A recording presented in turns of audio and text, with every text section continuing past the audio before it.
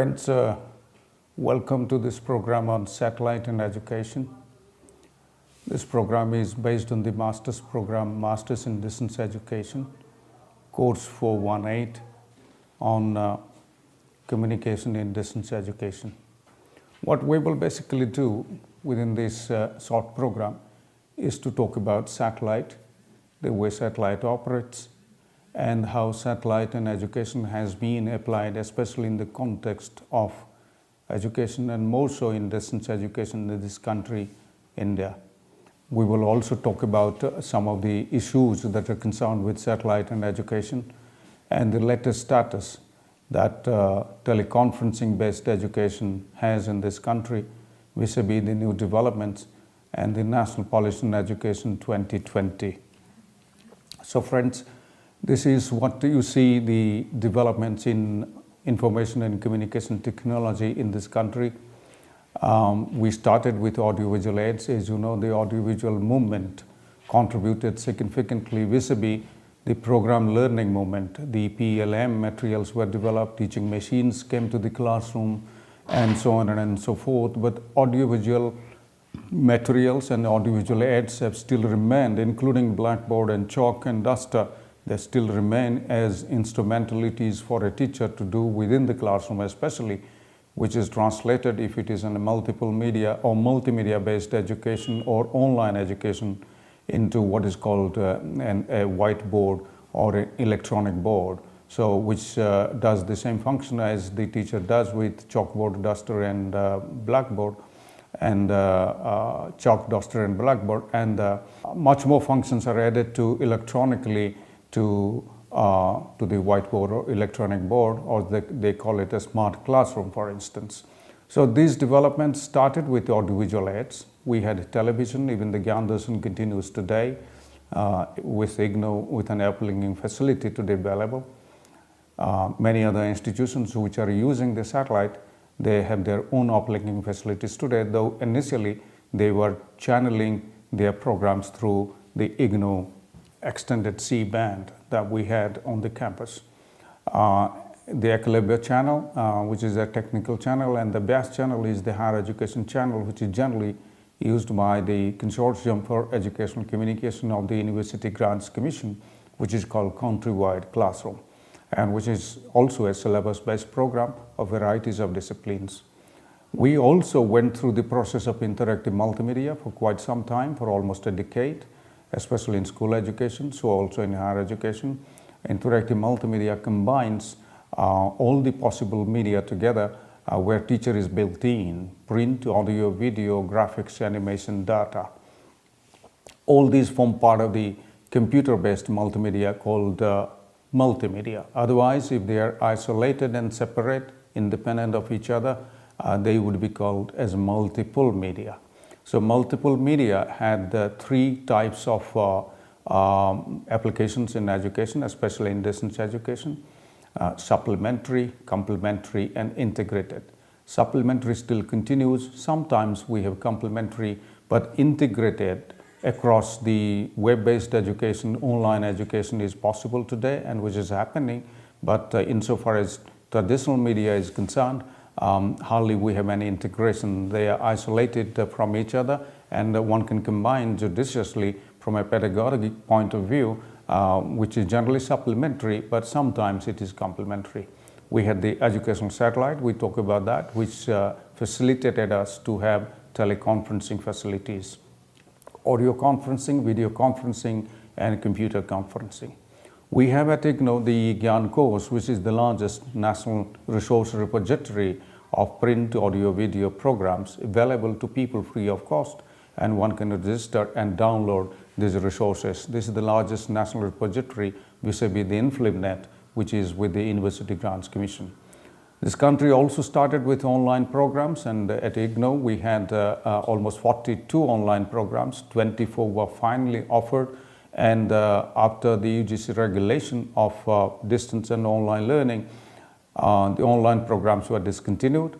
As I understand, the 2020 regulation of UGC for combining distance learning and online learning, they are now being offered from 2020, and especially from 2021, for which the presentations are going on at UGC for the selection of dual mode universities and open universities for the offer of distance learning and online programs.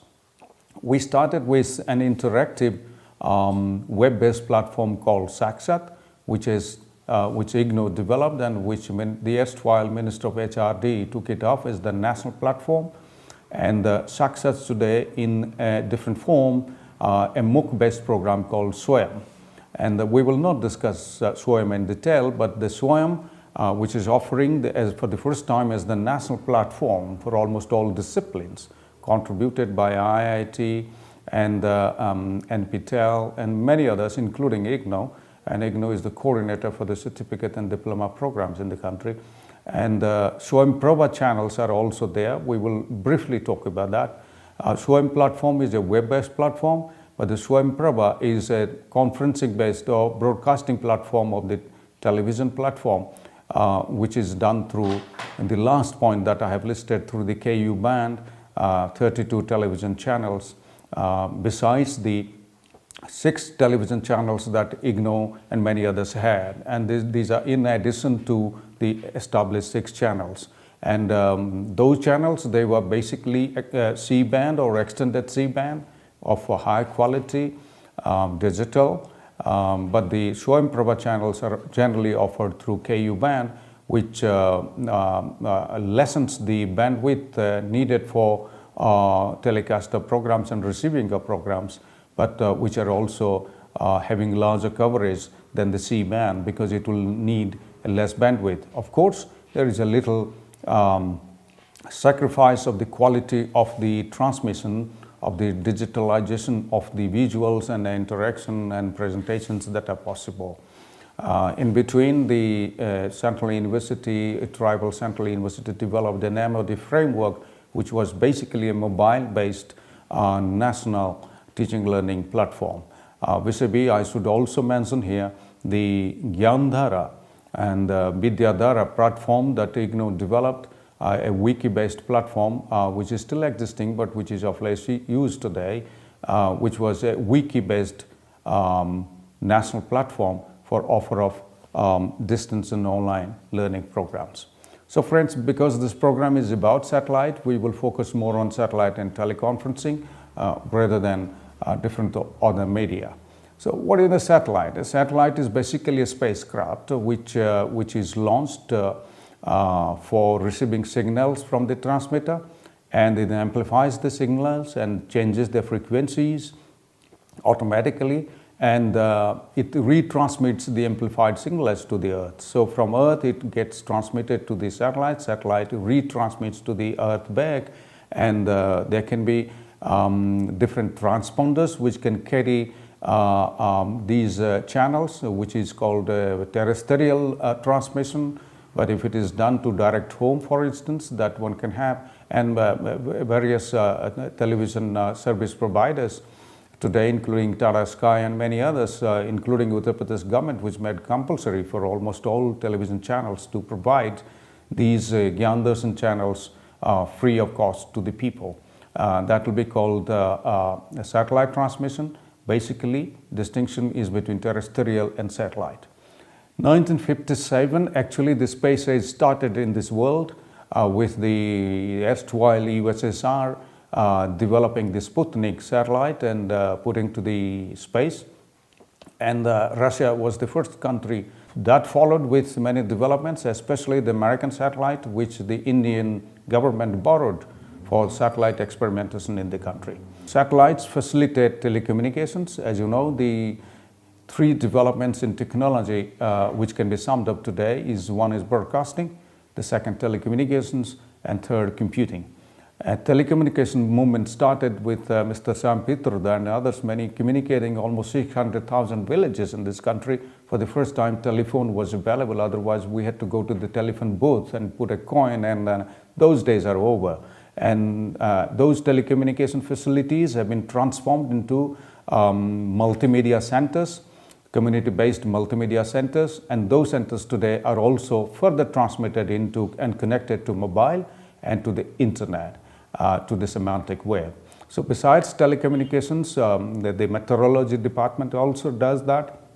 Remote sensing also uses disaster management, defense largely, but defense is a more protected environment which the common people cannot really access.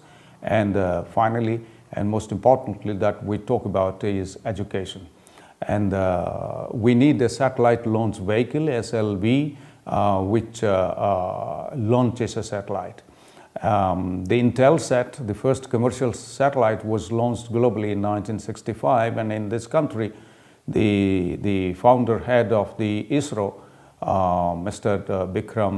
Vikram Sarabhai, thought of launching a satellite in this country, but it took almost 15 years after his thinking that India, for the first time, launched a satellite. So we first experimented in 1975, which is called a Satellite Instructional Television Experiment, which is a very famous landmark because that's the beginning of the satellite use in this country, the SITE program, the India-US Joint Experiment for Application Technology Satellite ATS-6. And almost 204,000 villages were covered for primary education, family welfare, called those days as population control, and agriculture, and entertainment, because entertainment was also built into that. So this was the first experiment that we had in this country with the American satellite for education and training and development. As you see, the INSAT picture on your screen, in 1983, that India for the first time launched the INSAT, the Indian National Satellite. The picture that you can see, which from the Earth station, there is an uplink to the INSAT satellite, and satellite downlinks to the receiving ends. And receiving ends later on become a DTH platform, direct to home platform, for instance.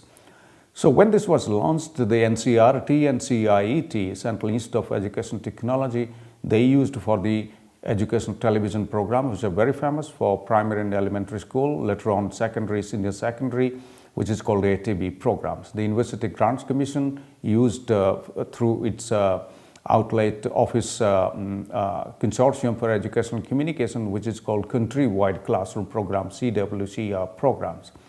The UGC was a talkback experiment in 1991 for 6 days. There were 8 receiving ends.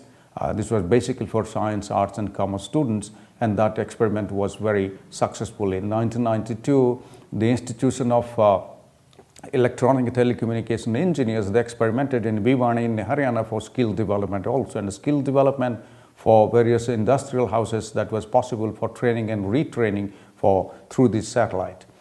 In 1983, for the first time, that Indira Gandhi National Open University, IGNOU, with the support from ISRO, Indian Space Research Organization, experimented for a 10-day teleconferencing where I was also part of that. 525 students participated 5 hours a day for 10 regional centers. And this was basically teleconferencing for providing student support services, or these days as we call learner support.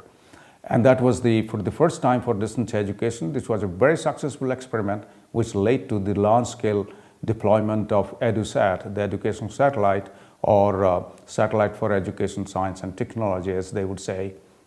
1995, the TDCC of ISRO, the Training and Development Communication Channel of ISRO, used INSAT-2C, which for the first time provided a one-way video and two-way audio. So this conferencing was one-way video that we cannot see those who are participating, but they can see the presenter, but there can be two-way audio. The audio was basically through an STD line, and these days these are toll-free lines, but those days one had to pay for that, which continued and which still continues even today. So basically these were meant for teleteaching, telecounseling, teletraining, and academic seminars, and IGNOU, many of the organizations, including government organizations, they use these. They're teaching at IGNOU campus, as well as the Space Application Center in Ahmedabad of ISRO. They were used as teaching aids. And the studios were established in All India Management Association, NCERT, NIPSID, state governments, various NGOs also. The teaching aids were at Bhopal, Mysore, Gandhinagar in Gujarat, as well as Cuttack in Odisha.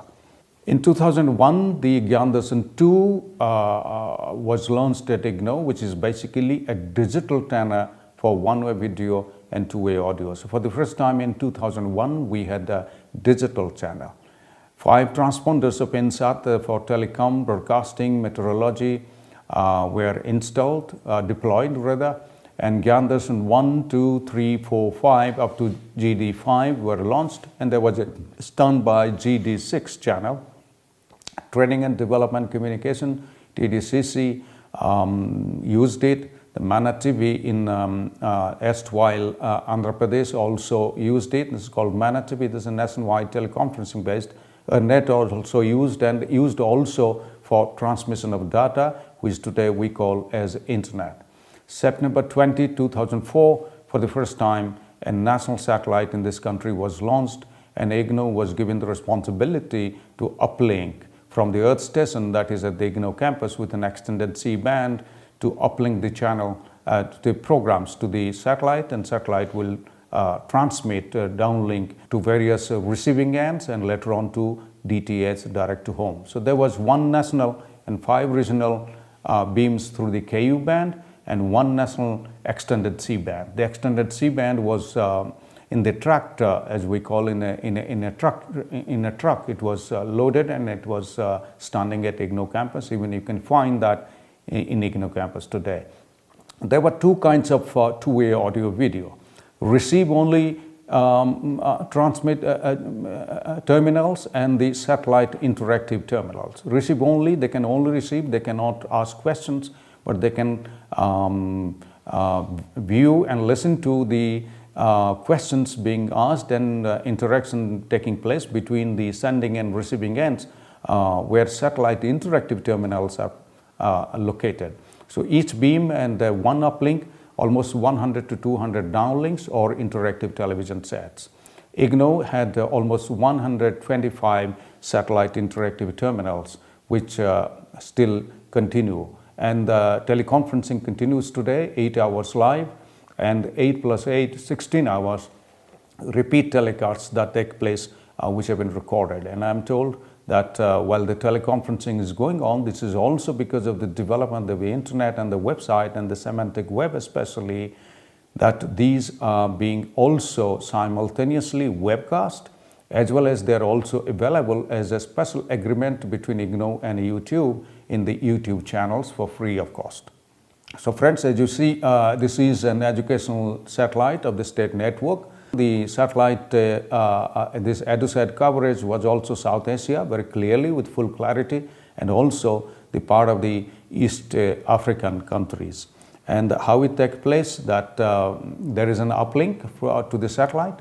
Satellite will also downlink to receive only terminals and satellite interactive terminals. So receive only, that where they can receive, and a large number of students who are physically present, they could also listen to that and listen to and take part in the interaction, but silently take part in the interaction. Actual interaction and question answer would take place in the satellite interactive terminals. So therefore the word interactive, because the interaction takes place, and later on it became two-way audio as well as two-way video.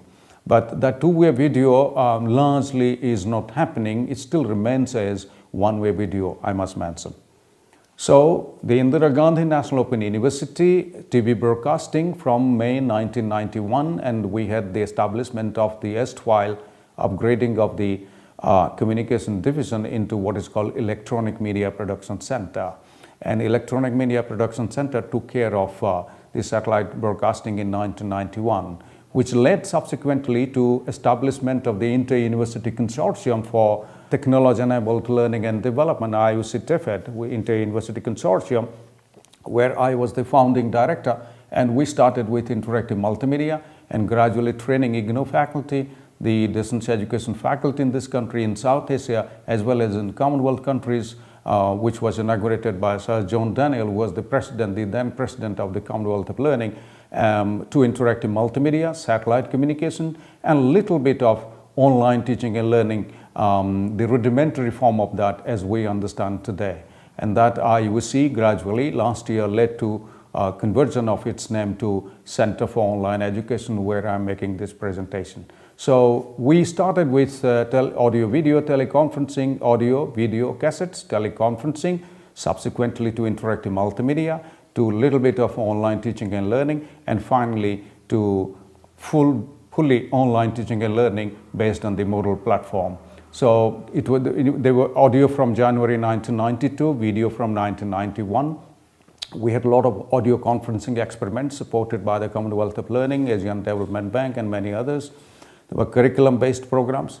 And Gyan Darshan is basically used by IGNOU, UGC, the Consortium for Educational Communication, CEC, NCERT, CIT, State Institute of Education Technology, National Institute of Open Schooling, the Department of Science and Technology of Government of India, IITs, teacher training institutions, technical teacher training institutions, various ministries, the NECO, and so on and so forth. Basically, the Gyan Darshan 1 channel was basically for broadcasting. And in fact, the interactivity is by GD2, which is basically one-way video and two-way audio. And GD3 is the Eklavya channel, which is technology channel for IITs and engineering colleges. GD4 is a BAS channel for higher education. And finally, 2004, that when an ADOSAT was launched in September 2004, it was interactive mode through HTTP, as you understand, Hypertext Transfer Protocol. There were 5 KU bands, 1 KU band national. These 5 KU bands are regional, and 1 KU band national, and 6 extended C-band. And IGNOU operates the extended C-band from its campus itself to uplink to the educational satellite. It started with 1 extended C-band, which increased to 6 extended C-bands. So friends, the application of satellite is basically, as I've written, 3. It could be many more applications that one can think of, the way it is going on here. Teleteaching, for IGNOU, we covered almost 57 regional centers and 4 sub-regional centers, almost 1,300 learning support centers, where we had either the SIT or the ROT, receive-only terminal, or satellite interactive terminal. It was basically used for induction of the students, regional induction by the regional centers, and national induction from IGNOU all over the country for induction of students of various distance learning programs. It is largely used for counseling from the headquarters generally. There are review meetings taking place through that. The orientation of regional center and learning support staff and faculty. Convocation is telecast through these. There is supplementary pedagogic support provided. I stress the word supplementary because I have discussed with you supplementary, complementary, and integrated. There's basically supplementary pedagogic support. There's a live conferencing, and it could also be standalone video lectures. Second function of that is tele-training, the school teacher trainings. For instance, NCERT experimented with 20 locations in Madhya Pradesh, 700 teachers, and later on it increased to thousands and thousands of teachers. Almost 50,000 teachers were trained through tele-training. The DEP, Distance Education Program of the Sarv Shiksha Abhiyan, DPEP as they call it, the head office was at the National Open University, IGNOU, and the director from the ministry used to be sitting here to operate the functionaries, training of the functionaries of the Sarv Shiksha Abhiyan, including the project directors, who are basically the senior bureaucrats all over the country, through a distance training program.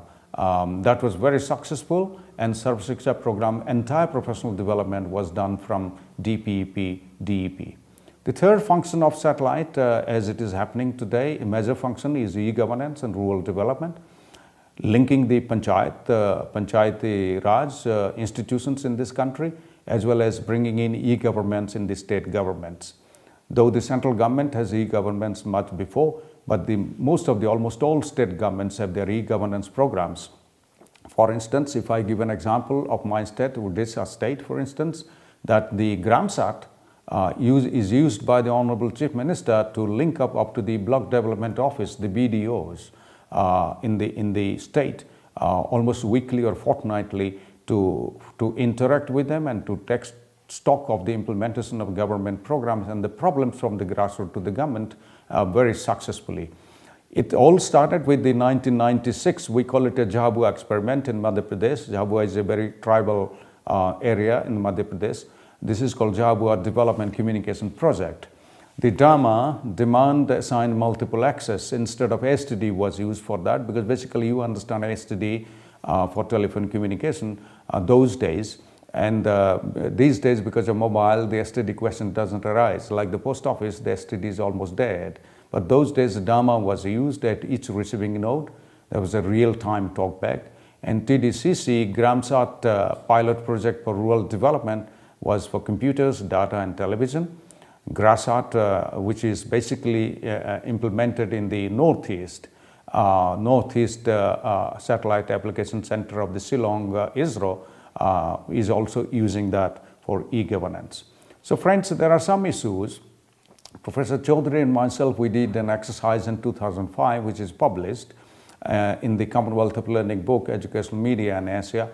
We identified, after reviewing the research studies, we found that basically the programs contributed to gain in knowledge and comprehension, means understanding of the students, that there was a positive attitude of teachers and learners towards teleconferencing mode and interactive mode of teaching and learning. And though there were lack of presentation values in the sense that the presentation was extremely linear, and there were hardly any activities within quote, activities taking place from the teaching end, and therefore hardly there were activities at the learning end. Though after learning from these, the teleconferencing program that IGNOU offers, there are a lot more activities these days built into the teleconferencing presentations. There was inadequate interaction, as I said, and management of learning was very difficult. Sometimes I'm told that even the conferencing is going on, but the person at the local receiving end has not opened even the teleconferencing room itself. So these have been the major issues insofar as teleconferencing is concerned. And we concluded, and I quote on page 90 that we mentioned in that book, that teleconferencing is economically and technically feasible and can serve as an important educational tool, provided, we say provided, the snacks in the system are worked out and worked out well. So friends, this is all about teleconferencing. To conclude, that there have been other issues also, presentation and content design, because teleconferencing would need a different kind of content design than what is a print design and what is a classroom teaching learning design through lecturing. Here, a lot more design has to be worked out along with the course materials that are being provided and audio video that are being provided, and they have to be made basically interactive, because this is an interactive channel and therefore a lot more activities need to be built into. So therefore interactivity is the major concern insofar as teleconferencing is concerned, which is generally not happening. Some disciplines, some faculty, some colleagues are doing it, and some at the college university level, they're also doing it. But the way the lecturing is going on, almost teleconferencing is resulting in lecturing, for instance. And there is lack of participation, and there are considerable technical issues. So friends, thank you very much, and I have come to the conclusion of the program. Basically, we touched up on the satellite, different kinds of satellite, and the satellite application in education, training, and rural development, and e-governance, and especially in distance education, which is being used vis-a-vis the national satellite called EduSat, the education satellite. So, and which is gradually being linked to webcasting, to mobile handset that you have at your hand, which converges, in fact, broadcasting, telecommunications, and computing, all the three technology developments in one handset called the mobile phone. It is mobile, therefore called mobile, otherwise it is handset. So, and finally, that the semantic web is also being linked to teleconferencing. While teleconferencing is going on, it is directly webcast as well as available on the YouTube as an open source resource, open education resource, rather, for wider use, free of cost for students and teachers and many others internationally, globally. So thank you very much, friends.